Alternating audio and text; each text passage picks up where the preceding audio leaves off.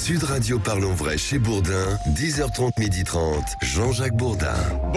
Bonjour à toutes et à tous. Merci d'être avec nous, 10h30, 12h30. Nous sommes ensemble pour parler de l'actualité. Explications, analyses, commentaires et les faits, bien sûr, avant tout. 0826 300 300. Vous participez, vous donnez votre avis, vous nous dites ce que vous vivez. Nous aimons. 413 milliards d'euros, c'est le budget de l'armée française jusqu'en 2030. Entre 2017 et 2030, le budget militaire aura doublé. Effort considérable. Comment sera utilisé cet argent? Le président de la commission de la défense nationale avec nous dans un instant. Donald Trump au tribunal à New York pour se voir notifier les charges retenues contre lui. Empreinte photo mais pas de menottes. Explication sur ce qui lui est reproché.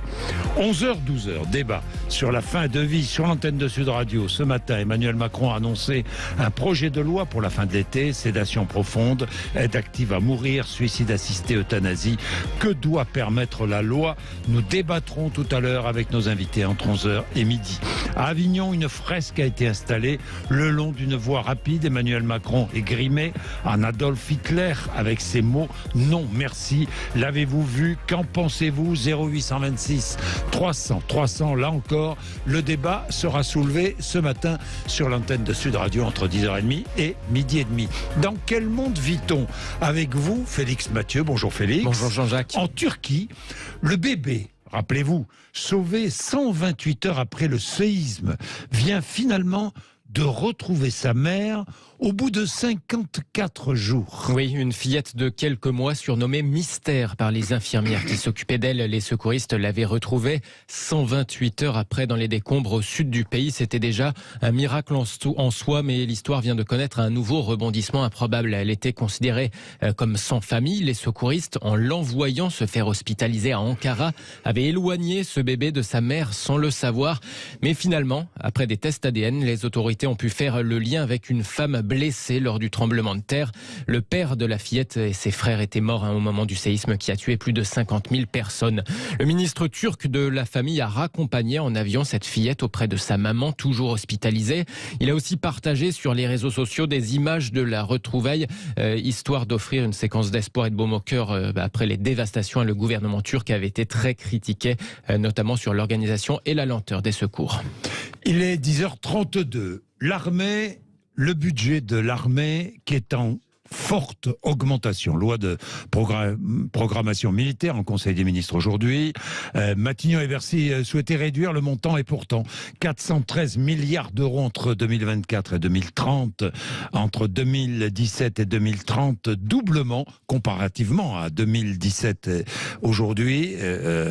Doublement du budget militaire entre 2017 et 2030, un tiers de plus, des augmentations annuelles comprises entre 3 et 4 milliards d'euros. L'effort est considérable, l'augmentation est forte. Thomas Gassillou est avec nous, député Renaissance du Rhône, président de la commission de la défense nationale et des forces armées. Bonjour. Bonjour. C'est un effort considérable et inédit, Thomas Gassillou. Oui, c'est un effort considérable parce que les risques du monde sont considérables. On a connu effectivement depuis les années 90 une baisse du budget affecté aux armées, c'est ce qu'on appelait les dividendes de la paix. Aujourd'hui, le monde devient plus dangereux et donc on adapte les moyens de nos armées en conséquence. Alors, à quoi servira cet argent? Comment sera-t-il utilisé? C'est la question que, évidemment, tout le monde se pose. Quelles sont les priorités, Thomas Gassillou? Alors, il n'y a rien de trop dans cet argent, il n'y a que le nécessaire. Le premier point qui est vraiment important, c'est de conforter la crédibilité de notre dissuasion nucléaire. Ça, c'est le premier point qui est important. On voit que Mais comment dissuasion... Alors, comment? La dissuasion, vous savez, c'est une composante océanique avec des sous-marins et c'est une composante aéroportée avec des avions. Et donc, il y a besoin en permanence d'investir pour renouveler nos capacités et également pour s'assurer qu'elles restent crédibles. Donc ce sont des nouveaux sous-marins, des missiles qui s'adaptent, j'allais dire, à la capacité des défenses adverses. Notamment, cette dissuasion, c'est de l'ordre de 12 à 13% du budget de la défense. Et vous savez qu'on est un des rares pays qui est doté. Et c'est ce qui permet à la France d'avoir un tel poids à l'international. On va donc construire de nouveaux sous-marins nucléaires. Alors, on va construire il y a déjà des programmes de sous-marins qui sont en cours pour remplacer effectivement les sous-marins existants. Vous savez notamment qu'on doit avoir en permanence au moins un sous-marin à la mer et qu'en cas de crise, on peut renforcer cette capacité par un deuxième voire un troisième. Alors oui, Thomas Gassiou, un sous-marin en action, en quelque sorte, en capacité de réagir, sous-marin nucléaire, lanceur d'engins, hein, on est bien d'accord. Exactement, vous avez deux types de sous-marins, les sous-marins nucléaires lanceurs d'engins, on en a au moins un en permanence depuis les années 70, et nous avons également des sous-marins nucléaires d'attaque, mais qui n'ont pas la même mission. Ceux-ci ont davantage des missions de renseignement ou de détruire des objectifs typiquement des bateaux. Lanceur d'engins, que les choses soient très claires, engins nucléaires, hein, c'est-à-dire bombe nucléaire, hein, capable de porter le nucléaire en territoire ennemi.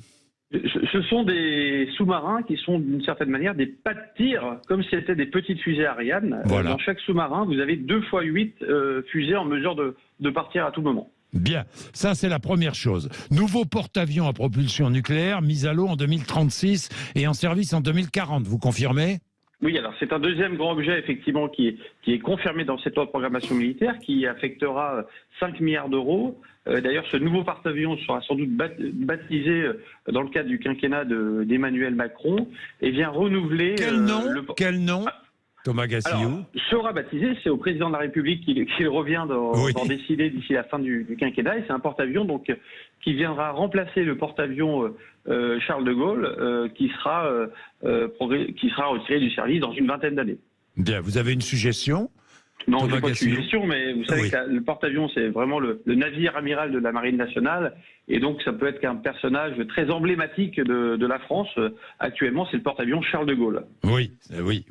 Thomas Gassiou, renouvellement de l'artillerie, aussi, nouveau modèle de canon César, par exemple. Alors oui, effectivement, l'artillerie, c'est un point qui avait été un peu délaissé depuis les années 2000. On voit en Ukraine que c'est un point qui reste parfaitement utile sur le champ de bataille. Et donc oui, effectivement, il s'agit non seulement de réparer nos armées en dotant des moyens d'artillerie, mais également de l'adapter avec une artillerie qui est plus puissante et plus moderne. Oui. Thomas Gassiou, est-il vrai qu'en cas de conflit, la France serait à court de munitions en quelques jours ? Non, mais alors... On ne peut pas raisonner comme ça en quelques jours, ça dépend combien on en tire, mais effectivement, les stocks de munitions sont arrivés à des niveaux qui étaient trop bas. On vient de rendre une mission d'information à la Commission à ce sujet, et dans la loi de programmation militaire est prévu un effort, et d'ailleurs, dès l'année 2023, dès le budget qui est en cours, nous avons rajouté 500 millions d'euros sous l'impulsion de Sébastien Lecornu, pour renforcer nos stocks de munitions. Je dis ça parce que j'ai vu effectivement des rapports, j'ai vu des interventions des uns et des autres, certains disant même qu'on pourrait perdre une guerre faute de munitions. Alors, c'est le rôle de la Commission de la Défense, parfois, d'être lanceur d'alerte, d'aller voir l'ensemble des chiffres. Mais vous savez, la France, c'est un pays, on vient de le dire, qui est doté de la dissuasion nucléaire. C'est un pays qui est membre d'alliances comme l'Union européenne et l'OTAN, et donc on doit dimensionner également nos stocks de munitions en fonction de ces paramètres, en fonction du risque évalué dans le monde. Et effectivement, on a fait le choix depuis une trentaine d'années d'avoir une armée en plus petite quantité. Les risques redeviennent importants dans le monde, et c'est pourquoi on adapte à nouveau notre posture. Oui, est-ce qu'on va ouvrir de nouvelles chaînes de production de munitions, d'obus, Bien entendu. Alors sur l'obus, effectivement, il faut savoir qu'aujourd'hui, on ne fabriquait plus de la poudre, par exemple, pour fabriquer les obus. Et effectivement, à Bergerac, actuellement, est en train de se reconstruire une usine pour fabriquer de la poudre et regagner notre capacité, notre indépendance à fabriquer nous-mêmes nos obus. Et puis, dernier point très intéressant, ce sont les nouvelles technologies, qui coûtent cher d'ailleurs, nouvelles technologies utilisées dans la défense antiaérienne, dans la lutte anti-mine, les drones, les moyens de guerre électronique, tout cela coûte cher. Là aussi, un effort sera fait. Alors oui, effectivement, les crises d'une certaine manière et les risques se multiplient plutôt qu'ils se remplacent. Et aujourd'hui, au-delà des capacités conventionnelles dont on parlait, des capacités de dissuasion dont on parlait, il faut être présent aujourd'hui sur le champ cyber, dans les grands fonds marins, dans l'espace exo-atmosphérique. Et effectivement, on a besoin d'investir pour garder la supériorité opérationnelle dans l'ensemble de ces milieux. Bien, le service national universel, l'armée ne paiera pas ? Il n'a jamais été prévu que l'armée paye pour ce SNU. Il a été peut-être prévu à un moment donné que ce SNU, dans ses dispositions réglementaires, soit inclus dans le texte de la loi de programmation militaire. Aujourd'hui, le choix qui est fait, c'est d'avoir une loi de programmation militaire qui ne concerne que les moyens des armées. Et peut-être dans les prochains mois, un autre texte sera prévu pour le SNU avec des moyens propres. Est-ce que vous êtes favorable à un SNU obligatoire, un service national universel obligatoire? Je suis favorable pour qu'on expérimente la généralisation du SNU dans certains départements, pour qu'on pour qu'on voit concrètement ce que ça donne et qu'on puisse décider dans 2 ou 3 années s'il y a lieu de généraliser ce SNU. Donc pas obligatoire tout de suite. Alors je suis favorable à ce qu'on le rende obligatoire dans certains départements pour expérimenter la généralisation. Oui. Et ensuite, sur cette base, voir s'il convient de le généraliser à l'ensemble du pays. Bien. Merci beaucoup, Thomas Gassillou. Merci d'avoir été avec nous. Merci, ça vous fait réagir. Allez-y, est-ce que c'est un bon choix ou pas? Nous engagerons le débat, d'ailleurs, parce que je sais que certains protestent, estiment que l'argent pourrait être utilisé à d'autres fins. Je ne sais pas, la lutte contre le réchauffement climatique, d'autres sujets, un argent qui pourrait être utilisé pour mieux aider les Français qui souffrent de la pauvreté ou pour autre chose. D'autres pensent qu'il faut absolument que la France assure sa sécurité militaire et que cet argent est bien dépensé. Qu'en pensez-vous? 0826 300 300, nous ouvrirons le débat peut-être demain entre 11h et 12h. Il est 10h41. Merci d'être avec nous sur Sud Radio. Nous allons changer de sujet totalement. Nous allons parler de Donald Trump. Dans un instant, Trump au tribunal à New York pour se voir notifier les charges retenues contre lui. Explication dans 2 minutes. Jean-Jacques Bourdin. Il est 10h44. Merci d'être avec nous. Nous allons parler de Donald Trump.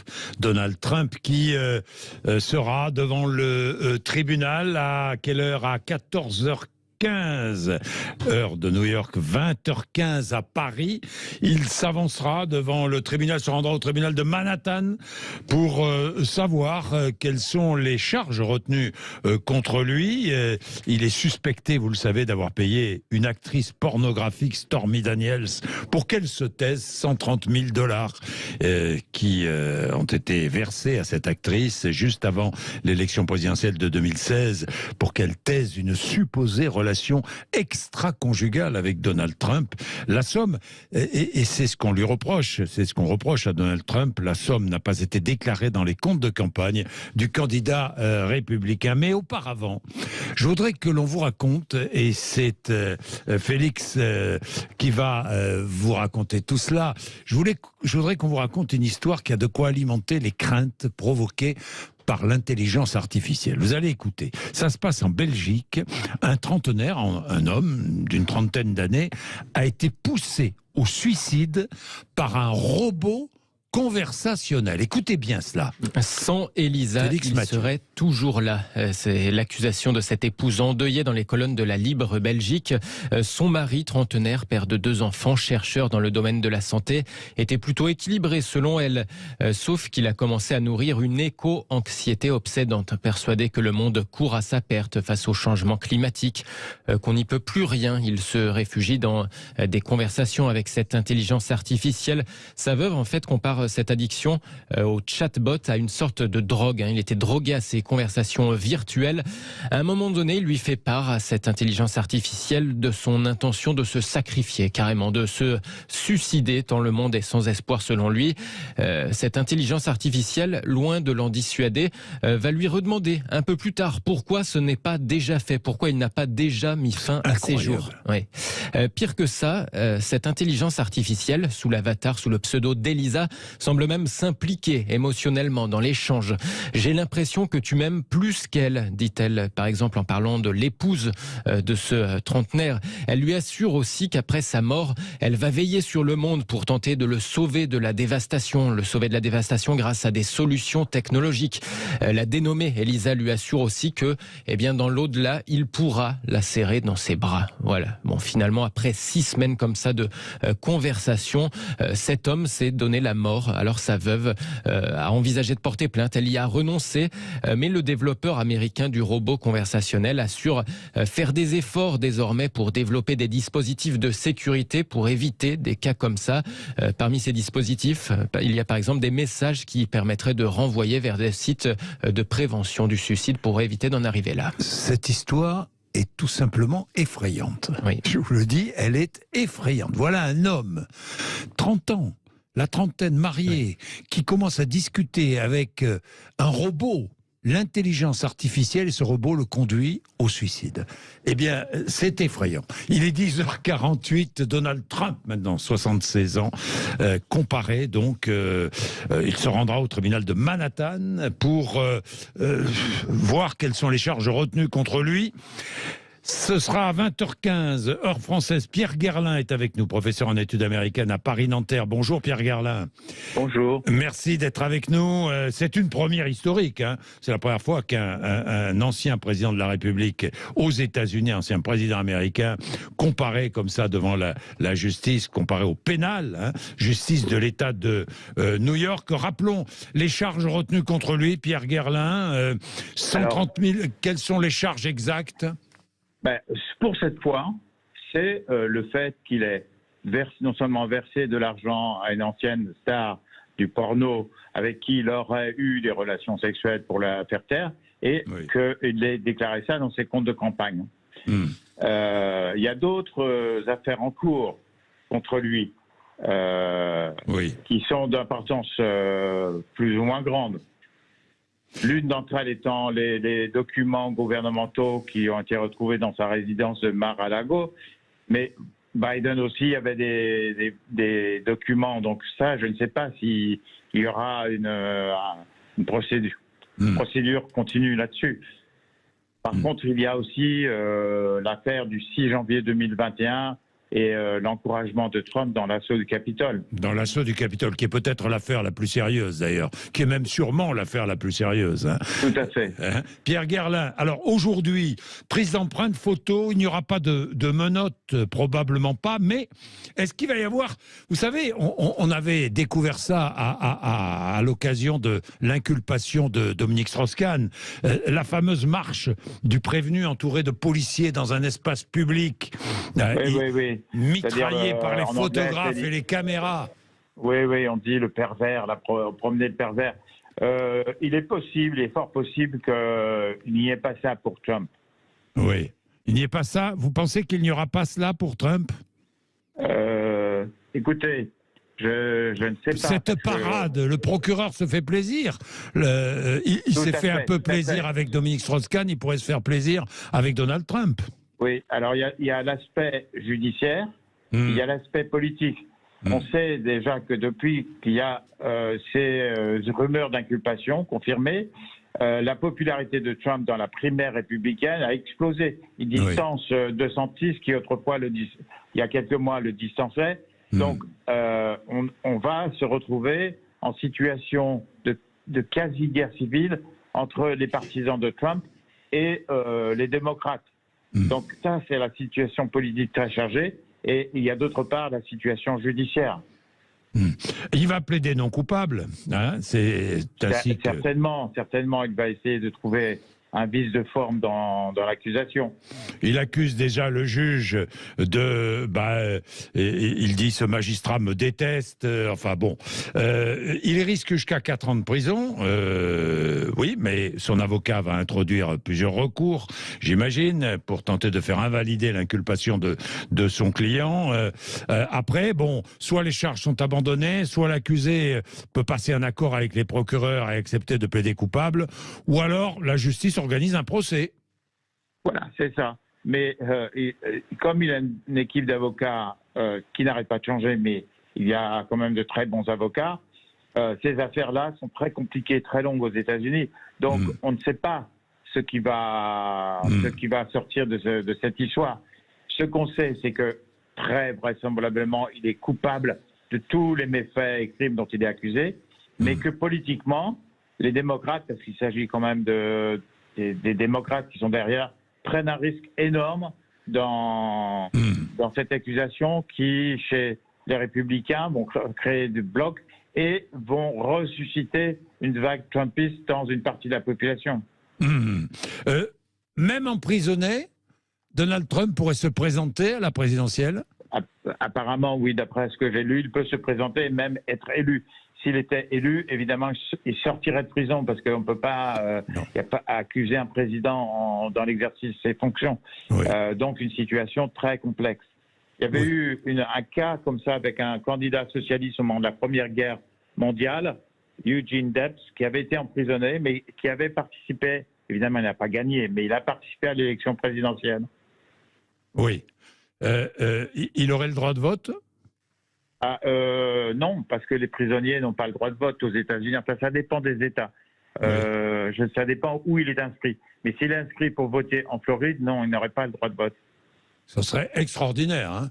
Oui. Un candidat à la présidence des États-Unis en prison qui ne pourrait pas voter, mais qui serait candidat à la présidence. Oui, il y a un côté surréaliste, potentiellement très dangereux pour les institutions américaines. Bien sûr. Et puis qui va ressusciter les clivages qu'on a connus, qui va avoir un effet, qui va booster les médias qui étaient en perte de vitesse.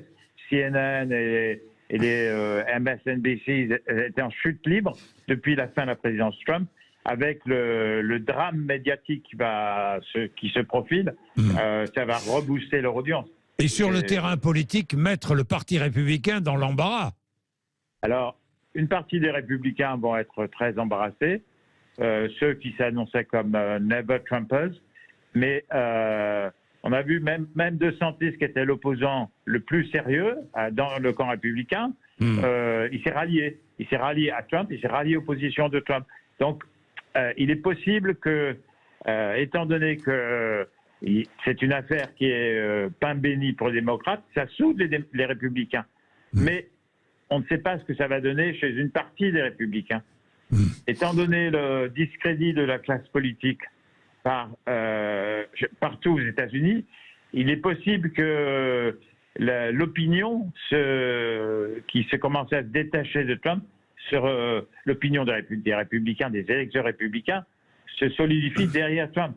Donc c'est complètement surréaliste parce que effectivement, on peut penser que l'histoire du paiement et tout ça, c'est absolument vérifié.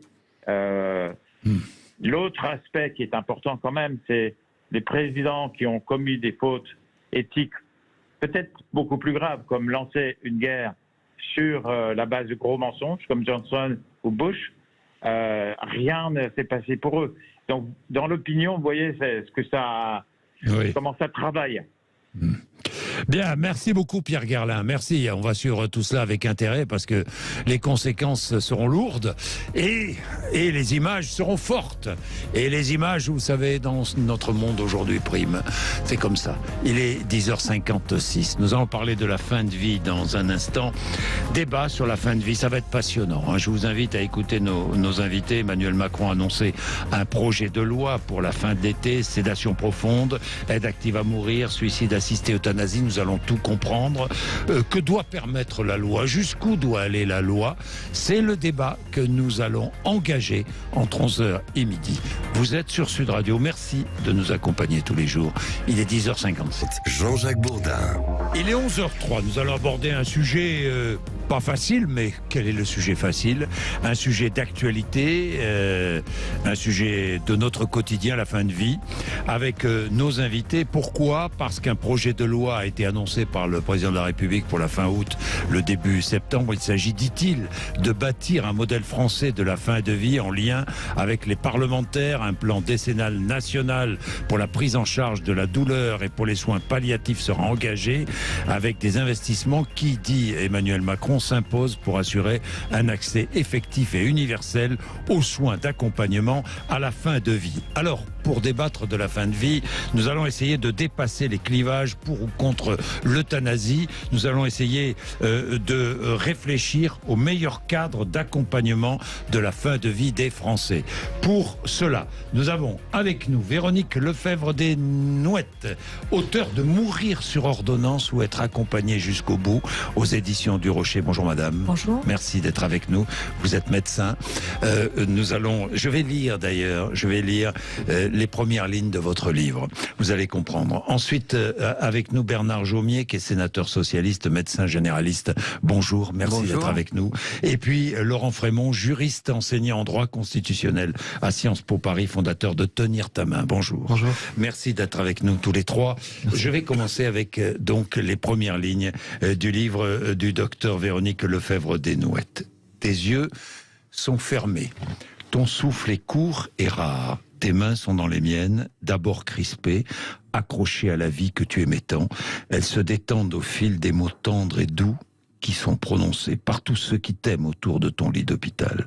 La perfusion, l'antidouleur s'écoule, enfin doucement dans tes veines. Tu sembles apaisé. La nuit s'épaissit, tu viens de rendre ton dernier combat.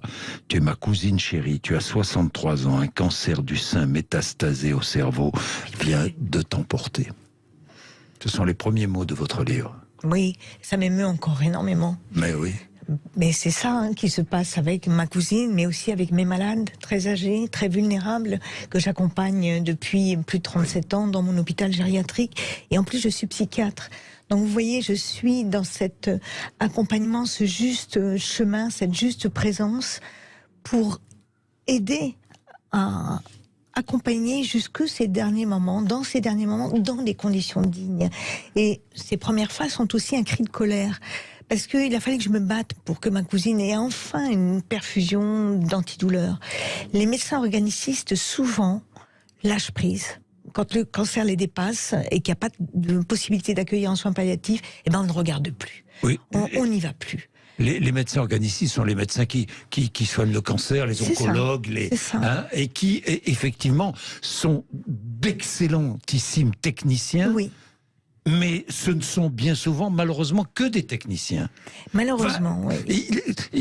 Du moins, ils agissent comme des techniciens. Ils n'ont pas le temps, ils n'ont pas les moyens, ils n'ont pas la formation. On attend trop de la médecine. Et la mort, c'est médicalisé, c'est sécularisé. Il n'y a plus les rites, il n'y a plus cette temporalité. Il y a la course à une technique, des procédures, des protocoles extraordinaires. Mais où est l'humanité ?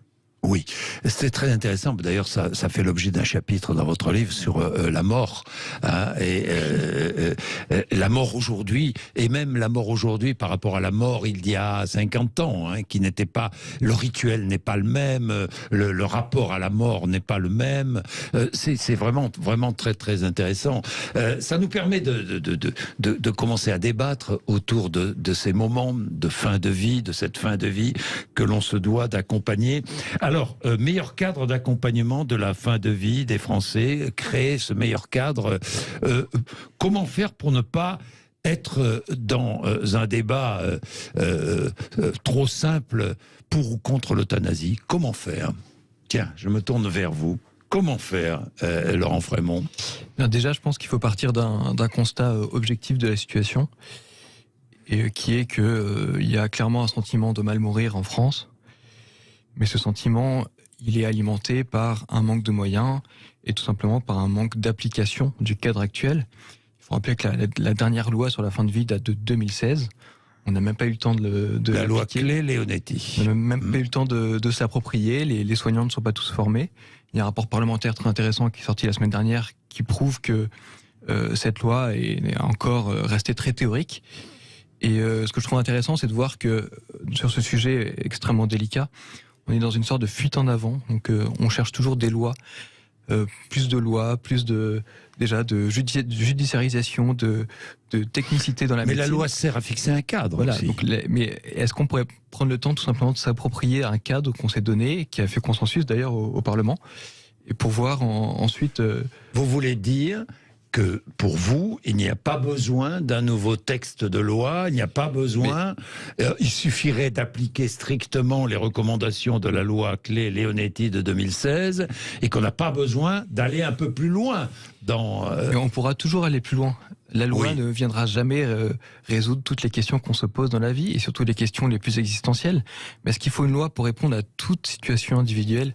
Est-ce qu'il faut une loi, finalement, pour répondre aux désirs de chacun? Je ne le pense pas. Le rôle de la loi, comme vous le dites, c'est de poser un cadre. Donc là, c'est le rôle de l'éthique, dans un dialogue entre patients, soignants et proches, de voir comment appliquer ce cadre. Mais là, tout simplement, depuis 1999... tout Français a droit aux soins palliatifs, c'est écrit dans la loi. La loi permet aux soignants de mettre sous sédation irréversible des patients proches de la mort dont le cas est désespéré et les souffrances sont intolérables. Mais avant cela même, depuis 1999, la loi donne à tout le monde le droit d'avoir accès aux soins palliatifs, mais il y a seulement un tiers des gens qui nécessiteraient un accès aux soins palliatifs qui ont un réel accès. Par manque de moyens, par manque de formation, par manque d'équipe sur le terrain. Donc, déjà, voilà, première petite objection à cette volonté présidentielle d'aller toujours plus vite, d'aller toujours plus loin. Est-ce qu'on pourrait prendre le temps d'appliquer une loi qui a quasiment 25 ans nous allons voir et d'en tirer ensuite les conséquences? Nous allons voir que peut-être d'autres patients n'ont pas envie de passer par la case soins palliatifs. Peut-être, ça existe aussi. Qu'en pensez-vous, Bernard Jomier? D'abord, moi, je suis très, content que ce sujet soit débattu. Oui. Parce que c'est un sujet qui concerne toute la société. Que ça a été dit, c'est la question de la mort qui est compliquée à aborder dans toutes les sociétés. Et merci d'avoir lu ces quelques phrases de votre livre en introduction, parce que il faut que tous, et nous les législateurs qui allons devoir voter sur un nouveau texte, nous n'oublions jamais d'abord le principe d'humanité. Celui-là, il est essentiel, et je crois qu'il rassemble largement. Et après, quand on va rentrer dans le débat, je crois que la bonne façon de résoudre le problème, c'était l'interpellation que vous faisiez, Jean-Jacques Bourdin, c'est de partir d'expliciter les valeurs qu'on veut mettre en avant. Il y a un consensus actuellement, et vous l'avez dit tous les deux, sur le fait que les soins palliatifs sont insuffisamment appliqués dans notre pays. Alors, le nombre de rapports de lois, mais qui se sont empilés pour faire le même constat, et la Convention citoyenne fait le même constat, d'une application défaillante de la loi, doivent amener à ce que le chef de l'État nous dise autre chose que c'est une priorité, mais maintenant, qu'il y ait dans un texte de loi un calendrier et les moyens. C'est la raison pour laquelle il a dit, sans défendre le chef de l'État, je suis factuel, c'est la raison pour laquelle il a dit qu'il allait mettre en place, dans le projet de loi, un plan décennal national pour la prise en charge de la douleur et pour les soins palliatifs. Et ce sera compliqué, parce que tout le monde connaît la situation, et le manque de professionnels de santé, et le manque de budget, etc. Donc ça va être compliqué, mais il faut le faire. Mais il faut le faire. Et ça fait encore, mais ça ne suffit pas. Ça, c'est la première chose. Mais ça ne fait pas taire le débat. Non, parce que quelles sont les valeurs que sous-tend ce débat? Et ce sont toujours les mêmes valeurs dans la réflexion bioéthique. Je dis, j'ai été un des rapporteurs de la dernière loi de bioéthique au Sénat. Il y a des valeurs cardinales à partir desquelles il faut organiser la réflexion et la décision. Évidemment, la bienfaisance, la non-malfaisance, mais ça, le cadre actuel... Après, il y a deux valeurs qui sont prises en défaut actuellement. La valeur d'équité, parce qu'effectivement, là, ça ramène au non-accès aux soins palliatifs d'une partie de la population. Et puis, il y a une valeur qui s'est développée dans notre droit positif ces dernières années, qui a pris de l'essor lors des dernières lois de bioéthique, c'est la valeur d'autonomie. Le principe d'autonomie qui est qu'un citoyen doit se voir reconnaître le droit de prendre des décisions concernant son propre corps et sa destinée. Et le cadre actuel de la loi Claes-Leonetti est sur ce point-là insuffisant. Ce principe est traduit en langage courant par une association qui dit « ma mort m'appartient ». Ça, c'est une affirmation du principe d'autonomie, ou par la liberté de choix. Mais, et je termine là-dessus, ce principe d'autonomie qui doit être plus reconnu est évidemment confronté à d'autres principes. Choisir le moment de sa mort. Le principe d'autonomie fait que, quand arrive la fin de la vie, le fait que la décision soit largement mise entre les mains de l'individu est insuffisamment reconnu dans notre loi. Et donc, c'est un peu ce que dit la Convention citoyenne. C'est ce que dit la Convention citoyenne sur l'aide active à mourir. Donc jusque-là, je dirais, il n'y a pas encore consensus, puisqu'une partie des personnes dit n'allons pas plus loin dans le principe d'autonomie, mais il y a quand même 73% des conventionnels. Alors, c'est la question que je voulais vous poser, est-ce qu'il faut aller plus loin ou pas? Vous dites non. En fait, c'est pas aller plus loin, c'est aller ailleurs. Oui. Je pense qu'il ne faut pas raisonner en termes de gradation. Là, on a une loi qui, comme vous l'avez dit, met en avant le principe de solidarité. Quoi qu'il en soit, la société sera à votre côté jusqu'au bout, quoi qu'il arrive, quoi qu'il en coûte. C'est-à-dire qu'on mettra tous les moyens pour soulager les douleurs. Mais de là à dire votre mort vous appartient, vous allez, entre guillemets, vous débrouiller pour choisir l'heure et les conditions de votre mort, c'est un autre message. C'est effectivement un message d'autonomie, mais c'est vraiment aller ailleurs. Donc c'est pas aller plus loin. Enfin, pour moi, c'est non, mais d'accord, c'est pas aller plus loin. Un autre débat. Mais c'est un autre débat, mais pas tout à fait tout de même. Hein. Pourquoi un autre débat? Je ne comprends pas très bien. Parce que la loi... développer les soins palliatifs, je crois que ça fait consensus. La loi aujourd'hui... Et ça fait consensus chez les médecins, ça fait consensus chez les malades, ça fait consensus chez tout le monde. Bon, c'est une chose, ça c'est acquis. Mais l'autre débat n'est pas acquis. La loi aujourd'hui s'adresse à ceux qui vont mourir, donc très clairement les personnes en fin de vie. Et là, vous parlez des personnes qui veulent mourir, qui veulent mettre fin à leur jour, qui veulent se suicider. Donc c'est un autre débat. Oui. Se suicider, alors le mot, enfin, on parlera du mot parce que vous en parlez dans votre livre. Oui, mais docteur. Alors, je suis docteur en philosophie, en éthique médicale, donc ces principes qui ont été développés par Beauchamp et Childress, ce sont des Américains dès 1979, mais ils se regarde, il se tempère. Aujourd'hui, la façon dont on maltraite le mal mourir en France fait qu'on devient malfaisant. Malgré nous, à l'insu de notre plein gré, si je puis dire. Bien sûr. Et autonomie, c'est se donner à soi-même sa propre loi. Et qu'est-ce qu'on fait quand l'autonomie est blessée par une maladie d'Alzheimer, une maladie neuroévolutive, une maladie psychique? Votre autonomie se limite à la mienne. Et lorsqu'on parle d'aide active à mourir, on oublie souvent le M de médical. Il faut bien un médecin qui soit là et qui soit inscrit dans ce parcours. Sur l'aide active à mourir. Absolument. Nous allons faire la distinction entre l'euthanasie, le suicide assisté, l'aide active à mourir, la sédation profonde. Nous allons essayer de distinguer tout cela pour que les auditeurs et les auditrices comprennent bien les différences. Ça permet de mieux réfléchir à cette question qui est une question essentielle, évidemment. Il est 11h16, à tout de suite. Jean-Jacques Bourdin. Avant de prendre des témoignages, celui de Françoise, celui de Marie-Emmanuelle, je voudrais que nous distinguions bien l'euthanasie, du suicide assisté et de la sédation profonde. Alors, l'euthanasie, je prends le Comité national d'éthique, définition. L'euthanasie est l'acte d'un tiers qui met délibérément fin à la vie d'une personne qui le demande dans l'intention de mettre un terme à une situation jugée insupportable. Donc, l'euthanasie, on est bien d'accord tous les trois, il y a un tiers qui intervient et qui met délibérément fin à la vie d'une personne qui le demande. C'est cela. Et un tiers médical. Et un tiers médical, c'est bien cela. C'est tout à fait ça. Bon, l'euthanasie qui est pratiquée en Belgique, aux Pays-Bas, je crois aussi. Oui. Et c'est tout en Europe. Depuis 2001, non, en Espagne, depuis 2021. En Espagne aussi. Oui. Depuis 2021 en Espagne. Bien. Alors, c'est une substance létale qui est administrée par voie orale ou intraveineuse à la personne qui le demande. Absolument. Mais il faut être en capacité de le demander. Oui. Et il ne faut pas qu'une personne décide pour vous. Sinon, ça s'apparente à un meurtre, comme ça s'est passé malheureusement par des médecins en France.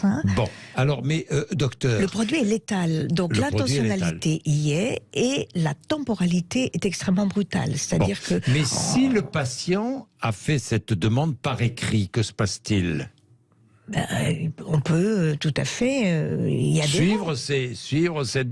Si. Pas dans le cadre actuel. Ah, mais non, mais pas en France. Pas le cadre. Mais non, l'euthanasie est interdite en France. L'euthanasie, rappelons-le. Bon, non, mais que les choses soient claires. Oui. On est clair. Voilà. Le suicide assisté, c'est autre chose.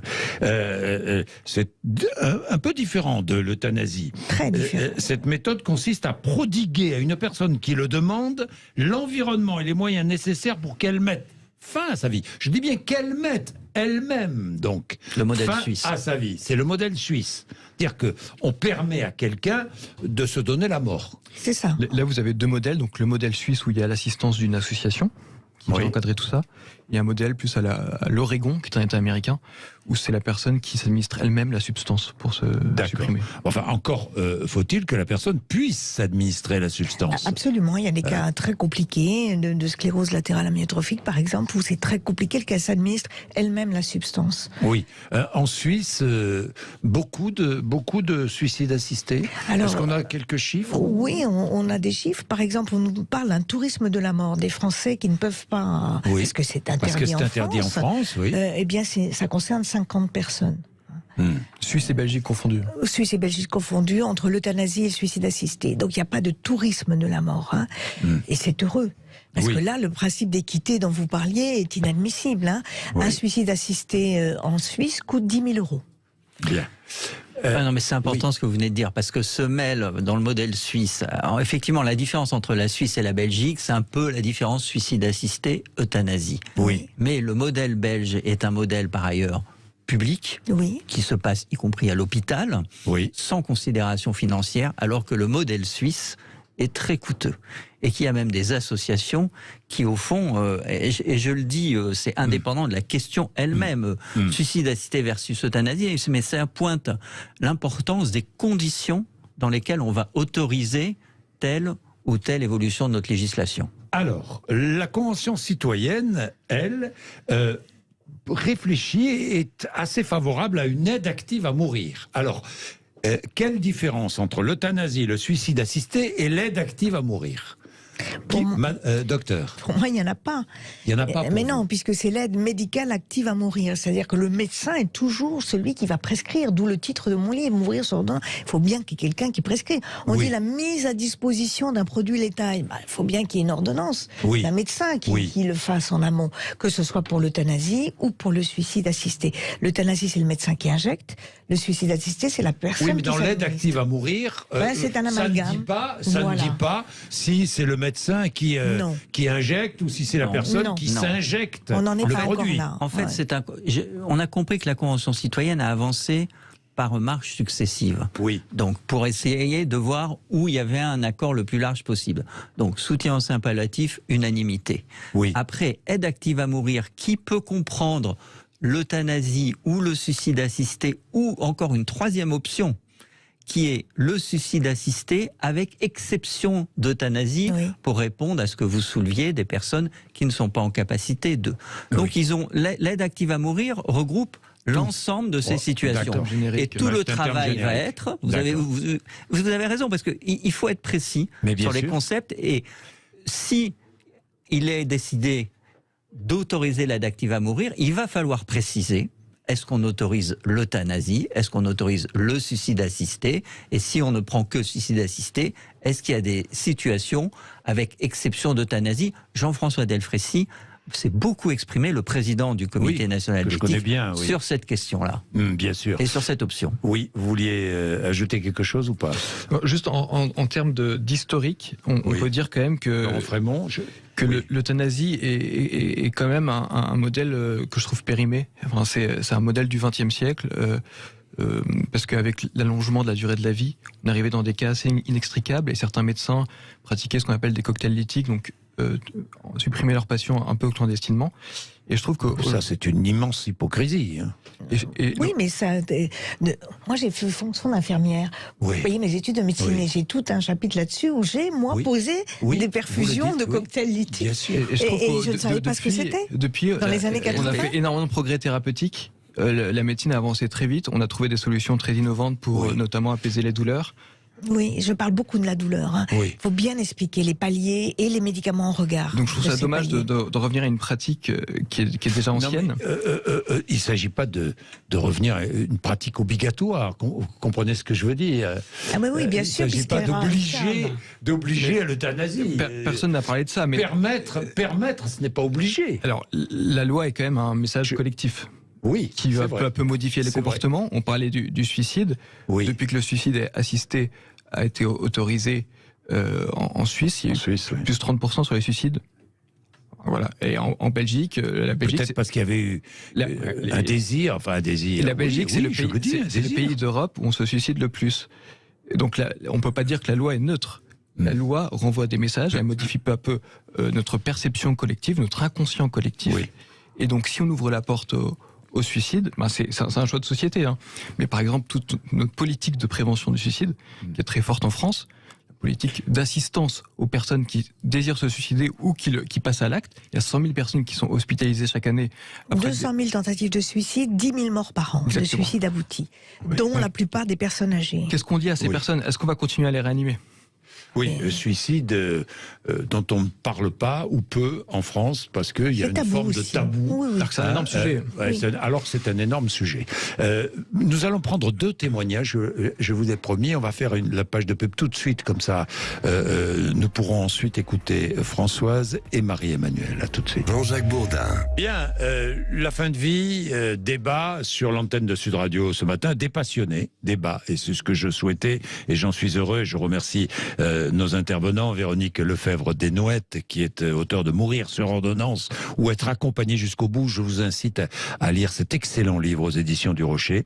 Laurent Frémont, qui est juriste, enseignant en droit constitutionnel à Sciences Po Paris, fondateur de Tenir ta main, et nous reviendrons sur la mort, sur la solitude au moment de la mort. Bernard Jomier, qui est sénateur socialiste et médecin généraliste, qui est aussi avec nous. Et 2 témoignages, celui de Françoise. Bonjour Françoise. Allô, Françoise, vous êtes là? Allô, Françoise? C'est pas Françoise, c'est Michel. Ah, pardon, sur ma fiche, il y avait Françoise, Michel. Je suis désolé, Michel. C'est pas grave. Bon, Michel, Oui. vous souffrez d'une maladie génétique, vous souffrez depuis 50 ans, Françoise. Oui. Vous habitez Bormes-les-Mimosas. Oui.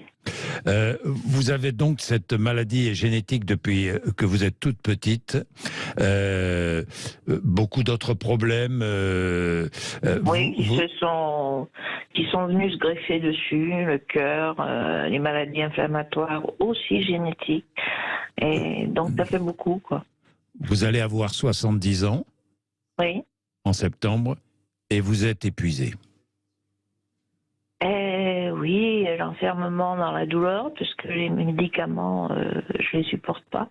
Oui. Donc, il n'y a rien, on peut rien me donner pour soulager les douleurs causées par la colonne vertébrale, les douleurs causées par la maladie inflammatoire. Et au bout d'un moment, ça devient insupportable, quoi. Oui. Plus, avec l'âge, on devient de plus en plus seul. Et mes promenades avec le fauteuil roulant se réduisent de plus en plus. Et tout ça fait que oui, il y a longtemps que j'ai réfléchi à tout ça, mais bon, ma décision a été prise il y a longtemps pour mettre fin quand la loi passera, quoi, en fait, puisque j'ai pas les moyens de partir ni en Suisse ni ailleurs. Et il faut quand même avoir de l'argent. Moi, j'ai 850 € de retraite. C'est pas fait pour tout le monde. Hein. Vous rêveriez. Vous accepteriez d'aller en Belgique, par exemple? Oui, bien sûr. Bien sûr. Mon fils en a parlé pendant longtemps. Il a mis 2 ans pour accepter de signer les papiers de la DMD. Mais bon, si ça doit se passer dans des conditions douces, comme c'est fait en général dans ce genre de situation. Moi, j'ai une amie qui est partie comme ça. Elle a absolument pas. Elle est partie sur un sourire, quoi. avec son fils qui lui tenait la main. Et Oui. pour la famille, c'est beaucoup mieux. Et pour la personne, elle n'a plus aucune souffrance, elle s'endort, quoi, c'est tout. Enfin, elle peut finir en paix. Et c'est un soulagement pour la famille que de devoir, pour quelqu'un, pour un enfant qui voit sa mère partir dans des souffrances atroces, c'est le quotidien de mon fils depuis qu'il est né. Donc, voilà. Je veux dire, c'est pas évident. Abréger vos souffrances, c'est avant tout pour ce fils que vous aimez. C'est pour lui et c'est pour moi. Parce que moi, je vis dans ce corps. Oui. Et vu que ça s'aggrave avec une maladie neurodégénérative, je vois pas l'issue. J'ai arrêté le dessin, j'ai arrêté tout ce que j'étais capable de faire.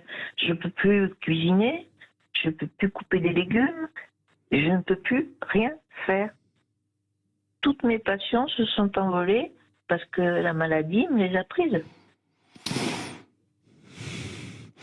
Donc il n'y a pas moyen d'échapper à la douleur. Je suis seule face à cette douleur. Dans une unité on prend en charge cette douleur, mais oui, j'y suis allée. Pour moi, ils n'ont rien fait. Hein. Ça n'a pas été possible. J'ai rejeté tous les médicaments. Mon système nerveux n'accepte aucun des médicaments. Cortisone, morphine, dérivés, c'est pas possible. Je ne dors plus, je convulse. Et donc, ils sont obligés de tout arrêter. Docteur. Alors oui, on aimerait tellement pouvoir apaiser votre souffrance morale et vos douleurs physiques, madame. Mais il n'y a pas que les médicaments. Il y a toutes les thérapeutiques non médicamenteuses, y compris le cannabis thérapeutique, y compris localement. Vous parliez d'un problème au niveau médulaire. On peut vous aider au niveau médulaire. Il y a toute une pharmacopée qui passe aussi par les psychotropes, les anxiolytiques, les antidépresseurs, que peut-être votre corps ne rejettera pas. Mais je pense que Michel en a pris. Non ? Si vous voyez le sac de médicaments que j'ai tous les mois, j'ai tous les... Et au-delà des médicaments, il y a l'alliance thérapeutique que vous n'avez visiblement pas pu trouver avec les médecins de la consultation antidouleur ou avec les consultations qui vous ont été proposées. Mais non, mais j'y suis retournée 2 fois en unité douleur. La deuxième fois, ils n'ont pas voulu me prendre. Ils m'ont dit qu'ils ne pouvaient rien faire pour moi. Ça ne va pas. C'est pas un discours que je peux entendre. Oui. Ça ne va pas. Mais comment ne pas entendre aussi la volonté de Michel ? Oui, elle veut arrêter de souffrir. Et avec un idéalisme de mort douce, l'euthanasie, l'a mal nommé, hein. On s'endort avec le sourire et la main dans la main de son fils. Mais c'est une mort qui est brutale parce qu'elle se passe dans une temporalité qui est extrêmement restreinte. Lorsque moi je pratique des sédations médicales profondes et continues jusqu'au décès pour les personnes qui vont mourir, eh bien la mort est douce. Mais la famille est là. Pour Michel, une sédation profonde, une aide à mourir, une sédation profonde est impossible. Pour l'instant, la loi ne le permet pas, puisqu'elle n'est pas en fin de vie. Soyons clairs. Soyons tout à fait clairs. C'est là, peut-être, et nous mettons vraiment, nous insistons sur un point précis, c'est là où peut-être il faut une évolution de la loi. Bien sûr. Bien sûr. Jomier. Enfin, moi, au nom de quoi ? Enfin, Michel, votre auditrice, a une longue réflexion. Elle a une longue réflexion. Elle nous explique que, notamment, son fils a mis 2 ans à accepter cette démarche. Donc, c'est pas un coup de tête, c'est pas une situation ponctuelle de souffrance. C'est un long processus.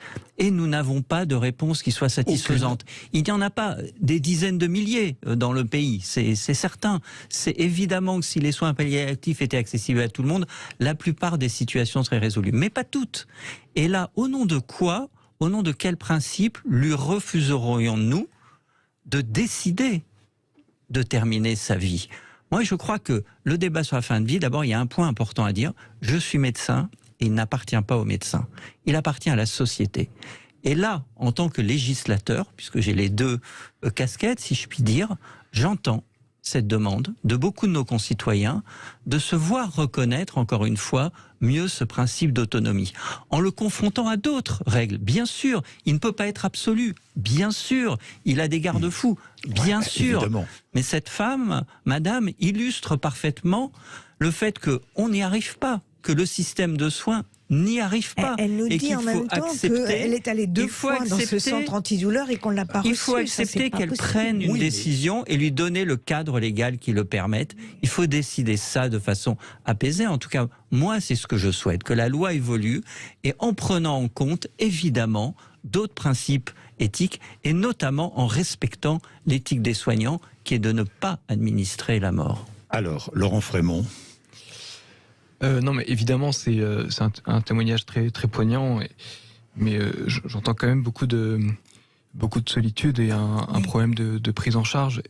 Donc je voudrais pas que cette solution soit finalement un échec collectif, qui serait de dire on n'a pas trouvé les remèdes appropriés, on n'a pas su être là au bon moment pour vous accompagner dans votre maladie. Mais la médecine ne peut pas tout. Ah non. La médecine ne peut pas tout, Laurent Frémont. Mais justement, la technique ne peut pas tout. Soulager souvent, guérir parfois, écouter toujours. Voilà. Bien sûr. Mais je préférais qu'on cherche à soulager, à supprimer la souffrance plutôt qu'à supprimer le patient. Si on ne peut pas, est-ce qu'on ne doit pas donner un cadre dans lequel cette dame qui est avec nous, Michel, qui en a assez? Est-ce qu'on ne peut pas lui donner un cadre pour partir comme elle le souhaite? Moi, je pense qu'on n'a pas déployé tout ce qu'on aurait pu pour elle, pour la sortir. On ne sait pas. Exactement. On ne sait pas. Exactement. Michel. Mais le refus me choque beaucoup de cette unité douleur, de lui dire on ne peut rien pour je vous. comprends. Il y a un vrai sujet de prise en charge. Oui, oui. Michel. Oui. Vous écoutez? Que dites-vous? Que nous dites-vous? Que nous je dis dites-vous? que j'ai le droit de disposer de ma vie Bien sûr. et de ma mort. Personne ne vous le conteste. Personne des contraires. Oui. Ben si, on me le conteste. Ben non. On me le conteste Je crois que oui, de la part d'un oui. gouvernement qui s'acharne à refuser. Je crois que l'enjeu... Parce que, Pardon, madame. c'est la deuxième fois que nous sommes majoritaires au niveau des votes qu'il y a eu l'année dernière. Et pour une poignée d'élus qui ont décidé de manipuler le vote alors qu'on est arrivé à 90%. 90%, c'est la majorité pour moi. Donc, il se passe des choses quand même qui nous dépassent au niveau du gouvernement. Michel, justement, il y a une évolution de la loi. Nous allons voir jusqu'où ira cette évolution. Encore une fois, puisqu'il y aura une discussion au Parlement. Emmanuel Macron, pour cette fois, va associer le Parlement pleinement à sa réflexion et à la rédaction de ce projet de loi. Que vouliez-vous? Vous, élus, vous êtes parlementaire, Bernard Jomier. Michel dit la loi ne me donne pas la possibilité de mettre fin à mes jours. Oui, et moi je... Si. Oui. Non, la loi ne lui donne pas la possibilité. Depuis 1791, le suicide n'est pas illégal. Voilà. Oui, mais ça, c'est laisser la personne se débrouiller toute seule, et ça n'est pas un cadre collectif et juridique qui est satisfaisant. Il faut que la loi évolue. L'enjeu, c'est que la loi évolue pour permettre à quelqu'un comme Michel, votre auditrice, madame, qui a un long parcours de souffrance, qui est dans une impasse, de pouvoir bénéficier de ce droit. Et moi, je vais travailler à ça, sans que la loi ne serve de substitut au défaut de prise en charge en soins palliatifs. Oui, c'est-à-dire que, soyons clairs, pour parler clairement, sur 100 situations de fin de vie qui actuellement posent problème, parce que la plupart ne posent pas de problème, il faut le rappeler. Mais sur 100 qui posent problème, par un déploiement général et idéal des soins palliatifs, on résoudrait 90 de ces 100 situations. Oui, c'est certain. Mais il n'empêche qu'il en resterait une dizaine qui, elles, ne seraient pas résolues. Et pour ces personnes, il faut faire évoluer la loi, il faut faire mieux reconnaître ce principe d'autonomie et donner à ces personnes le droit. Alors moi, ma position personnelle, puisque vous m'avez interpellé au terme un peu, enfin on arrive on a beaucoup discuté, c'est plutôt d'accepter le suicide assisté. Et par contre, je ne souhaite pas que le métier de soignant voit violé un de ces principes fondamentaux qui est de ne pas donner la mort, et donc je ne suis pas favorable à la généralisation de l'euthanasie. Bien, on va... merci beaucoup pour votre témoignage, Michel. Il est 11h44. Je vais prendre quand même, parce que je voudrais entendre Marie-Emmanuelle qui travaille. Mais vous vouliez ajouter juste avant un peu de pub. C'est un point fondamental, ce que disait monsieur le sénateur. La porte, elle est soit ouverte, soit fermée. Et on a fait le choix, collectivement, comme la majorité des pays, notamment le Royaume-Uni, qui a beaucoup développé les soins palliatifs, on a fait le choix collectivement d'un pacte de non-abandon qui est de dire on va essayer de vous accompagner jusqu'au bout. Pourquoi on essaierait pas... Donc on ferme la porte. Non, si vous voulez, mais en tout cas c'est binaire. À partir du moment où la porte est ouverte, et bien là, pour le coup, je pense pas qu'on puisse rester dans un cadre aussi restrictif, aussi encadré, parce qu'on trouvera toujours des situations individuelles. Il y aura toujours quelques dizaines de cas qui nécessiteront un élargissement de la loi.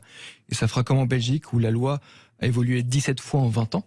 Mais on n'est pas obligé. Pourquoi est-on obligé de faire évoluer la loi? Parce que dès que vous ouvrez les portes... Quand on ouvre la porte, l'expérience le montre. Donc ça veut dire quoi? Ça veut dire que vous oubliez ces quelques cas qui vous oubliez, c'est-à-dire que vous les laissez dans quelle situation? Mais dans ce cas, vous allez jusqu'où, Jean-Jacques? Non, mais moi, par exemple, je ne veux pas prendre parti. En Belgique, c'est les mineurs. Non, mais je ne parle pas de l'euthanasie. Je ne prends pas l'exemple belge. Et c'est ce que dit. L'exemple belge est paradigmatique des excès.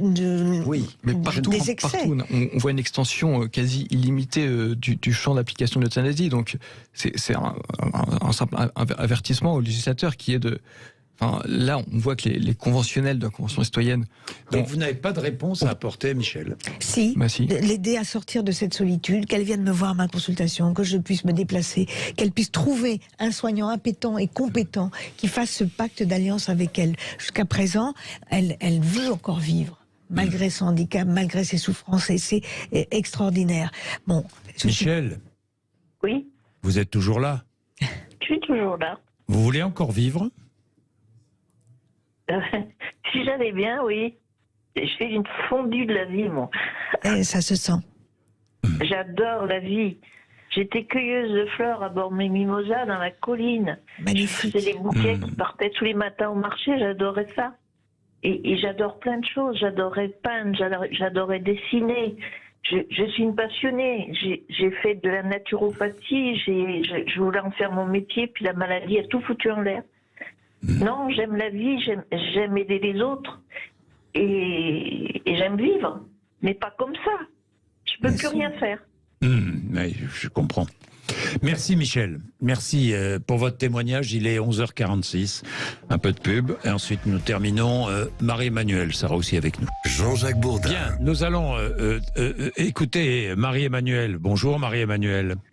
Bonjour. Vous êtes à Nancy, en Meurthe-et-Moselle. Vous avez fait du soin palliatif en étant infirmière. Vous vous êtes battue pour vos patients. Vous les avez accompagnés, vos patients en fin de vie. Oui. J'imagine l'émotion à chaque fois. Oui, l'émotion, la peine, la douceur, la joie, la gratitude aussi. Enfin, c'est énormément de choses très intenses. Mais moi qui me portait, qui me touchait beaucoup. Et j'ai été aussi très touchée par le témoignage juste avant de Michel ou de Françoise hier, je crois. Oui. Voilà, c'est des situations qui sont forcément qui questionnent. Moi, ce que je voulais partager, c'était de ne pas sous-estimer effectivement l'impact de l'euthanasie ou du suicide assisté sur le médecin, les soignants, les infirmiers qui y contribuent. Ça reste un homicide, même si c'est dans un geste de fraternité. Et là, c'est vrai, vous l'avez déjà dit et redit, mais la mission du soignant, c'est d'accompagner la vie, de soulager. C'est aucunement de donner la mort. Mais la sédation profonde, c'est une manière de donner la mort aussi, pardon? Non. Non?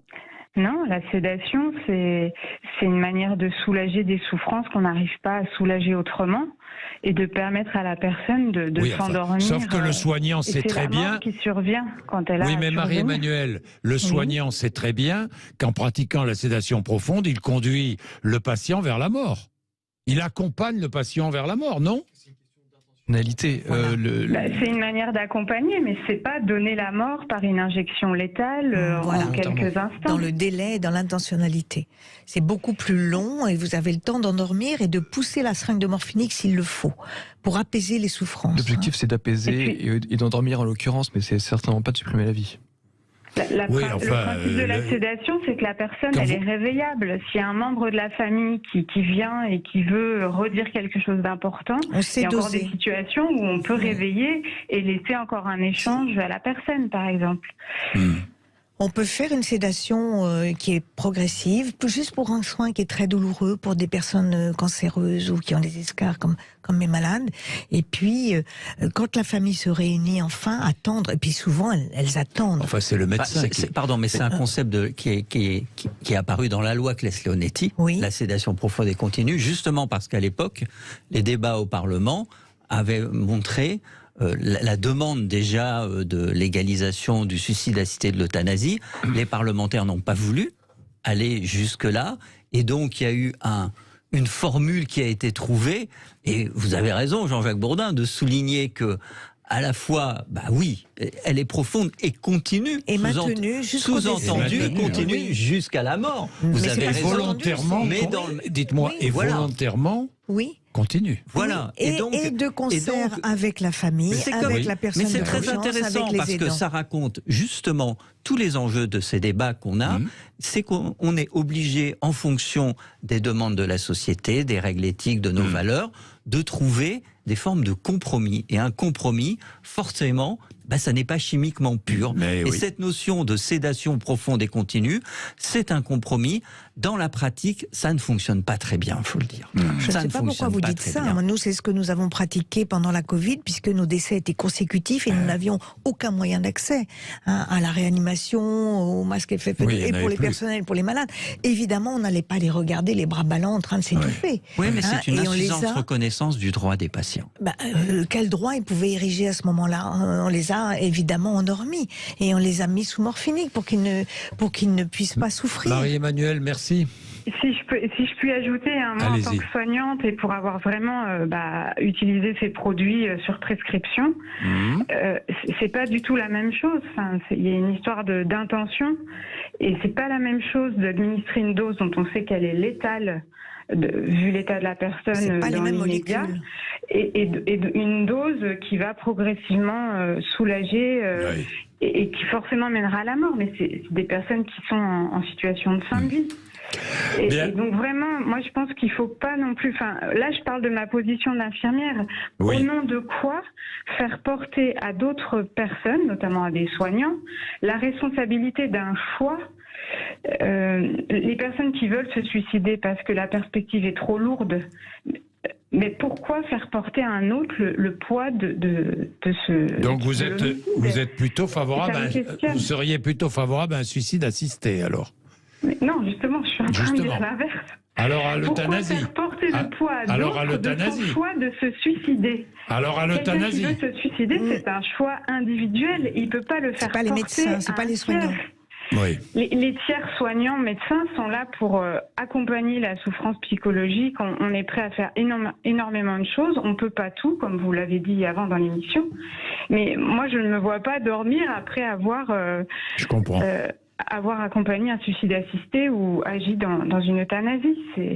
Vous imaginez les nuits des médecins et des soignants, même si au départ c'est une intention fraternelle. Non. Merci Marie-Emmanuelle, merci. Alors un mot pour terminer, parce qu'on est un peu... quelques mots sur... Vous le dites dans votre livre, c'est peut-être les passages les plus importants pour moi. Il ne faut pas mourir seul. Ne pas mourir dans la solitude. Et pour ça, il faut former, informer. Ce livre montre que l'on peut aller jusqu'au bout ensemble. Et il faut qu'il y ait des personnels appétents et compétents. Et moi, je forme les jeunes médecins justement à aller au-delà de ce tabou de la mort. Tenir ta main, c'est justement... Exactement. Et je pense qu'à une heure, on a besoin besoin d'apaisement collectif. Il ne faut pas qu'on entre dans un débat frontal et militant pour ou contre l'euthanasie, mais qu'on apprécie le sujet dans sa complexité. Il y a des enjeux énormes autour de la fin de vie en France en termes d'accompagnement au deuil, de prise en charge, notamment de création de structures, de lieux dédiés, etc. Même pour faciliter la mort à domicile.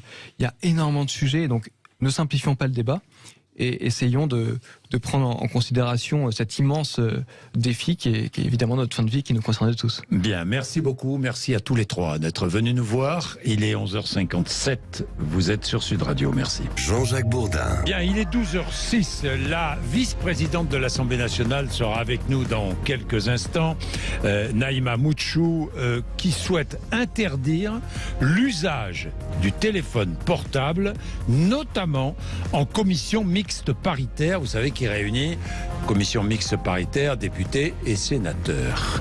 Eh bien, interdiction parce que les députés, notamment les députés, multiplient les interventions sur les réseaux sociaux, passent leur temps sur les réseaux sociaux lorsqu'ils sont dans l'Assemblée, dans l'hémicycle, mais aussi lorsqu'ils sont, alors surtout lorsqu'ils sont en commission mixte paritaire. Et ça commence à insupporter, notamment Naïma Mouchou, qui sera là avec nous pour nous en parler. Mais je voudrais revenir sur cette petite polémique autour d'une nouvelle fresque à Avignon, près d'Avignon, dans l'agglomération d'Avignon. Un graffeur d'Avignon a réalisé cette fresque, c'était dimanche, avant-hier, sur un parking près d'une voie rapide du nord de la ville. Je suis avec Anthony Berne, qui est avocat en droit des personnes et droit pénal. Bonjour Anthony Berne. Bonjour, Anthony Bem. Bem, pardon, c'est ma faute. C'est pas grave. Anthony Bem. Vous avez vu cette fresque, Anthony Bem, hein? Vous ne l'avez pas vue physiquement, mais vous l'avez vue dans les médias, j'imagine. En effet, elle a été reprise, elle a été effacée depuis. Elle a été effacée, enlevée dès que possible, a annoncé la communauté. Ça y est, ils ont effacé.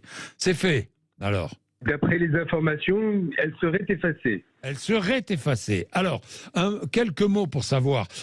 D'abord, je voudrais raconter cette fresque représente Emmanuel Macron arborant un costume noir avec une moustache. Il est caricaturé en Adolf Hitler. L'inscription 49.3. Le dessin est accompagné de la phrase « Non merci » ainsi que de l'inscription « Si jamais peinture satirique ». Peinture satirique. Alors, est-ce que ça fait polémique? Est-ce que ça mérite une polémique? Oui, car la satire a toujours fait polémique en France. Le but de la satire est l'expression d'un message politique. Et au travers de ce message politique et de l'expression du génie artistique, souvent le message passe mieux.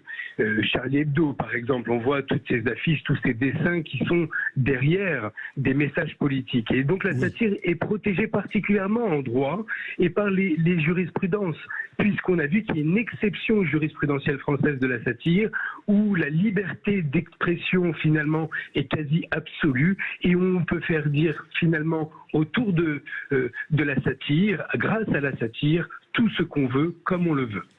Quel que soit le dessin. Quel que soit le dessin, quelle que soit l'affiche, quel que soit le tableau, il y a déjà eu un jugement de la Cour de cassation dans une affaire similaire concernant le président Macron du 13 décembre 2022, qui a déjà eu le considéré qu'il n'y avait pas eu de dépassement des limites admissibles de la liberté d'expression. Donc c'est la liberté d'expression. Elle est effacée. Elle n'aurait pas dû être effacée? Sur le plan juridique, il y avait en tout cas une protection de la liberté d'expression qui, dans la droite lignée de l'arrêt du 13 décembre 2022 de la Cour de cassation, aurait pu permettre à cet artiste de continuer à exposer, à publier cette affiche, quand bien même elle pourrait paraître comme injurieuse a priori. Bien. Sur le plan donc du droit, cette affiche pouvait être, cette fresque pouvait être maintenue sur le bord de la route. Exactement, grâce à cet arrêt de la Cour de cassation. Bon, merci beaucoup, Maître Bem. Merci parce Avec que plaisir. on avait besoin de ces explications. C'est une polémique. Alors, elle va pas durer puisque la fresque a été effacée. Donc, il est 12h11 minutes. Merci d'être avec nous dans un instant. Nous allons recevoir la vice-présidente de l'Assemblée nationale, la députée Naïma Moutchou, députée du Val d'Oise. À tout de suite. Jean-Jacques Bourdin. Il est 12h14. Merci d'être avec nous. J'ai le plaisir de recevoir Naïma Moutchou, qui est députée du Val d'Oise et vice-présidente de l'Assemblée nationale. Bonjour. Bonjour. Merci d'être avec nous. Alors, vous avez l'intention, et je sais que vous avez du caractère, donc si vous voulez parvenir à vos fins, en général, vous y arrivez, d'interdire l'usage du téléphone portable à certains moments lors des travaux à l'Assemblée nationale. À quel moment ? Parce que Twitter, TikTok, Twitch, Instagram, utilisés en permanence parfois, ça devient insupportable, Naïma Moutchou. Absolument, et je suis bien d'accord avec vous, cet usage intempestif du téléphone portable et des réseaux sociaux par des parlementaires me pose question, c'est vrai. Oui. Nous avons tous les moyens de communication en vérité à disposition déjà. l'Assemblée nationale est publique, c'est retransmis à la télévision, nous pouvons les uns et les autres déjà communiquer par le biais de ces réseaux sociaux, et on peut dire ce qu'on a envie de dire. Et donc, je m'interroge sur jusqu'où va-t-on aller ? Les Twitch pendant l'hémicycle, pour moi, c'est une hérésie. Une hérésie. Parce que les séances publiques sont retransmises. Beaucoup de députés sont sur leur portable pendant les travaux, en plein hémicycle. Oui, souvent. En plein débat ? Souvent. Alors parfois à raison, parce que on ne peut pas totalement couper le lien avec l'extérieur, c'est vrai. Et puis il faut qu'ils se renseignent. Peut-être qu'ils ont besoin d'une information immédiate. Tout à fait. Même s'il existait une époque où on pouvait travailler et produire un travail de qualité sans les téléphones portables, quand même. C'est vrai. Mais c'est vrai qu'aujourd'hui, c'est un instrument qui est incontournable. Il ne s'agit pas d'interdire pour interdire les téléphones partout, mais il y a quelques endroits, je crois, où on doit le faire. Lesquels ? Alors, il y a ce qu'on appelle la commission mixte paritaire, la CMP, qui est un endroit où se regroupent quelques députés et quelques sénateurs pour voter, entériner un projet de loi ou une proposition de loi. On l'a vu à l'occasion de la réforme des retraites. Absolument. Et ça a fait parler parce que ces CMP, ces petites réunions, se déroulent à huis clos. Depuis toujours. Pourquoi ? Parce que ça permet bien d'être loin de la posture, loin de l'essentialisation des sujets. Ça permet à des députés et des sénateurs, parce qu'il n'y a pas de micro, pas de vidéo, de parler un peu plus librement et d'aboutir à des consensus ou à des compromis. Ça, c'est très très important. Dès que vous mettez une caméra, quelques parlementaires qui changent d'attitude. Et donc, le règlement intérieur dit ces CMP sont à huis clos, et puis on a un compte-rendu écrit ensuite qui est produit. Et vous avez des députés qui contournent la règle et qui s'amusent avec leur téléphone portable en CMP à live tweeter, comme on dit, c'est-à-dire donc à reproduire l'intégralité des échanges qui ont lieu. Eh bien, je dis non. Et ça se retrouve sur Twitter, par exemple. Ça se retrouve instantanément sur Twitter en direct. Je dis non, et je crois que pour ces CMP qui sont importants dans le processus législatif, eh bien on peut soit éteindre son téléphone, soit eh bien à l'entrée, vous savez, peut-être le mettre dans une box et entrer comme ça dans la réunion. Ça se fait ailleurs. On peut s'y passer, oui, ça se fait ailleurs. Bien sûr que ça se fait ailleurs. Ça se fait quand on a des rendez-vous importants à l'Élysée. Ça se fait en commission de la défense à l'Assemblée et au Sénat quand on échange sur des éléments secret défense. Je veux dire, on peut se passer quelques heures de son téléphone portable. Oui, mais la présidente de l'Assemblée n'est pas tout à fait d'accord avec vous. J'ai vu ce qu'elle disait. Elle dit on ne peut pas empêcher les députés d'avoir un téléphone dans leur poche. Alors ça, c'est certain. Mais on peut peut-être en limiter l'usage. On ne peut pas être le seul espace public qui ne s'intéresse pas à la régulation des moyens de communication. On ne peut pas nous passer notre temps à légiférer, on l'a fait la semaine dernière sur la question des influenceurs, et ne pas s'intéresser, nous, à ce qui se passe chez nous. Voilà. Moi, je considère que l'Assemblée nationale, c'est pas un plateau de télé. Voilà, c'est pas le Far West, et qu'il y a quelques règles encore qui doivent être respectées. Oui, enfin, c'est pas le Far West, c'est pas un plateau de télé, pourtant, hein.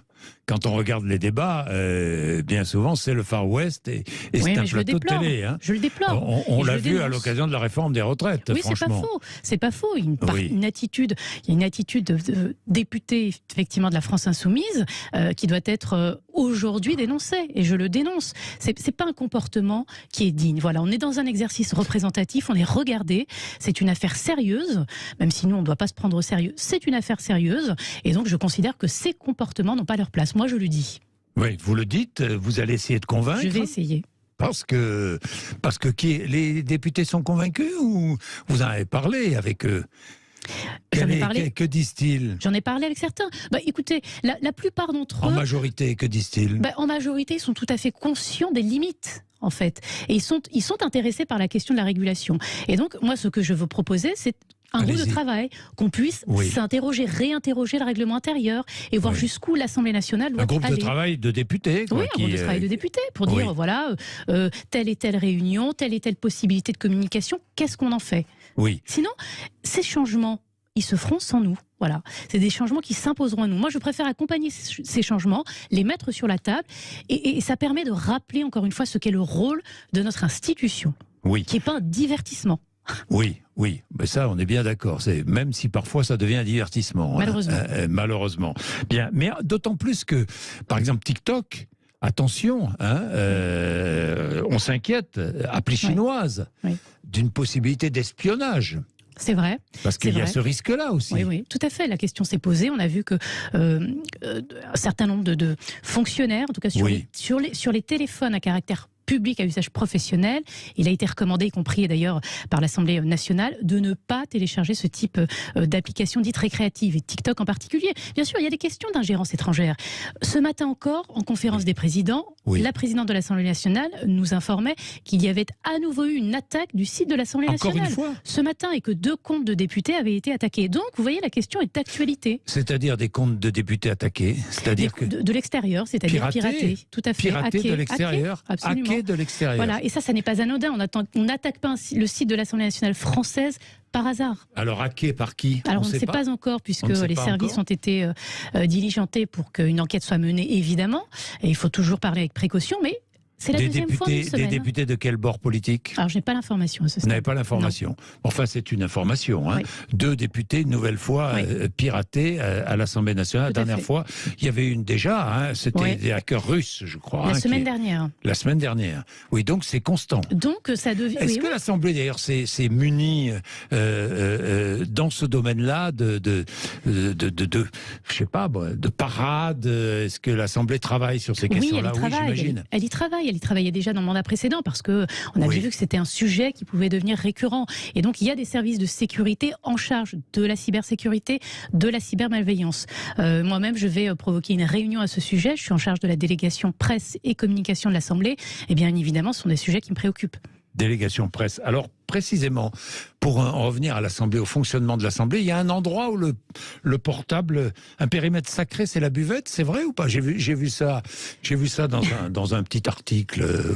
Alors, il y a un usage, oui, c'est vrai que c'est une forme de sanctuaire, ce qui se passe à la buvette reste à la buvette. Alors, c'est quoi la buvette? Expliquez la buvette pour les auditeurs et les auditrices. Vous savez qu'à l'Assemblée nationale, les députés ont l'habitude de passer un certain nombre d'heures, soit en commission, c'est la phase moins visible, soit en séance publique.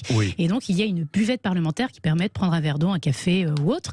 Ou un verre d'alcool. Ou un verre d'alcool, je n'osais pas le dire, mais ou un verre d'alcool. Il y en a qui prennent beaucoup d'alcool? Il se peut, écoutez, moi je ne l'ai pas constaté, directement. Parce que j'ai entendu là aussi parler d'ivresse parfois. Oui, je l'ai entendu aussi. Vous l'avez vu? Non, je ne l'ai pas constaté par moi-même. Je dirais que l'immense majorité des députés est plutôt modérée en matière de consommation. Bien compris. Donc dans cette buvette. Et dans cette buvette qui est plutôt un sanctuaire, l'usage, très ancien, hein, ça date pas de nous, l'usage est de ne pas faire justement fonctionner les téléphones portables. On ne prend pas de photos. On ne prend pas de vidéos, parce que ce sont des lieux aussi de réunion, de discussion, où parfois on peut décanter des sujets. On se met en face d'un collègue avec lequel on n'est pas d'accord, et on essaye parfois de le convaincre, de l'amener vers nous ou à nous. Donc voilà, c'est un sanctuaire. C'est plutôt respecté, et je trouve que c'est très bien comme ça. C'est un sanctuaire, ça permet de confronter des idées, d'engager des discussions entre députés de bords politiques différents, et de trouver peut-être... il se passe beaucoup de choses, finalement. Il s'y dit beaucoup de choses. Les conseillers ministériels ont aussi accès. Donc les conseillers ministériels, les ministres eux-mêmes. Donc, les ministres aussi. Donc ça permet aux parlementaires de tirer un ministre par la manche en disant « moi j'ai telle difficulté sur mon territoire, ou je ne suis pas d'accord avec vous ». Donc voilà, ce sont aussi d'autres lieux de débat finalement que les gens ne voient pas, mais ils existent. Naïma Mouchou, les ministres aussi utilisent beaucoup leur téléphone portable, hein, je l'ai vu. Hein. Ils n'échappent pas à la norme. Ils n'échappent pas, ils sont comme les autres. Ils sont comme eux aussi, il faut les contrôler un peu mieux. Mais je comprends très bien, dites-moi, je voulais vous demander ça, vous êtes vice-présidente de l'Assemblée nationale. Comment avez-vous vécu ces moments de débat plus qu'agités pendant les débats sur la réforme des retraites, franchement? Franchement, pour moi, l'Assemblée nationale a toujours été le lieu du débat, et même du conflit, d'ailleurs. C'est l'opposition des idées, c'est le débat d'idées, le débat d'opinion. Ça ne me dérange pas. Ce qui me dérange, c'est le niveau. Oui. Voilà. Et je trouve que et les réseaux sociaux y participent. La recherche de la petite phrase, du slogan, de la petite vidéo qui fera le buzz pour attirer l'attention il n'y a plus que ça. Médiatique. Il n'y a plus que ça. Eh bien, malheureusement, c'est le danger, c'est ça. C'est que justement, ça remplace. Mais je crains. Ça remplace le fond. Oui, c'est ça ma préoccupation. C'est qu'à la fin, ça participe finalement à une forme de médiocrité. Et c'est ça qui me fait beaucoup de mal, parce que pour moi, c'est une institution parmi les plus importantes de la démocratie aujourd'hui. Et elle a un rôle particulier du fait de ce qu'on est en train de vivre. Donc, c'est ce qui me heurte le plus. C'est un des piliers de la démocratie et de la République. Bien sûr. Absolument. Naïma Mouchou. Parce que quand l'Assemblée nationale est déconsidérée, c'est la République qui est déconsidérée. Vous avez tout à fait raison. C'est pour ça que j'alerte. C'est pour ça que j'alerte, parce que je dis attention, parce qu'on est obnubilé par les contenants, c'est-à-dire vraiment par tous ces moyens de communication, on en oublie le contenu.